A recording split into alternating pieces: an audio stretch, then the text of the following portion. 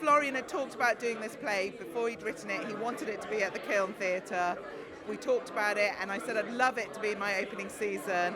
And so from that journey, from that conversation about 3 years ago to the production only this year, like a few months ago, was on at the Kiln Theatre, to now be at the Duke of York's Theatre with this amazing cast and amazing director production by Mike Longhurst. It's great. I mean, I think he's a phenomenon. I mean, he's only just turned 40, and they're pouring out of him. This one, I think, is a particularly powerful, personal play, and has a great effect on audiences. It is a sort of a drawing room play, but obviously sort of turned on its head. And there's elements of the sort of Greek tragedy about it as well. There's sort of the inevitability that bad things are going to happen. But ultimately, you have sympathy for all the characters, and it seems a very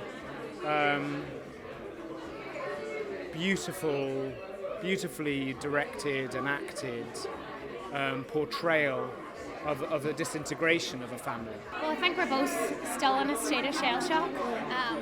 It's sort of a very honest family drama about a young boy going through depression, and it's sort of that struggle between the different generations of his parents constantly saying to him he's going to be okay, and it's a very powerful piece, very moving, fast-paced. Yeah, it would be hard not to leave the show and not feel affected by it. Yeah. Such brilliant performances. Laurie Kinnison, who plays the son, is so excellent in it. Your heart really bleeds for him, and you see just that difficult age, and like what you said, like that gap between generations and lack of understanding, and it's brilliant. 100%. This has been my best job ever. My best job ever. Normally, because I look younger than I am, I play down a lot. And this is the first time I've been in a play where I can be the age that I am. And I'm not here because of my race. I'm just here to play a character and be truthful and be, like, you know, who I am. I've absolutely loved it, and it's so liberating. Especially this time around, coming back to a company of people we know and really get on with and want to work with. It feels like we've had much more time to kind of create ourselves as a bit of a family, really, and that was really nice to come back to. Yeah, there's a lot of trust and love in the room, and that's just been more bedded in, I think. There's that exuberance and luxury of the set, but actually, you know, it's social issues that need to be flagged up and raised, and they're not as much as they should be.